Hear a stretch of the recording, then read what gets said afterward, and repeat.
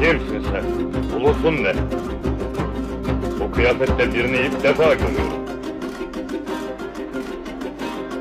Ulusum, ulusların en büyüğüdür. Türk oğlu Türk'üm ben. Yüce babamız Atilla'nın savaşçısıyım. İsmim Tarkan'dır. Hayat devam etmektedir, zaman hızla geçmektedir. Geleceğe yöneltiren günde bir günler sönmesin. Kaldır hadi nerede başın, yurdun için doğulasın. Turan oğlu uyumasın, bayrağımız yıkılmasın.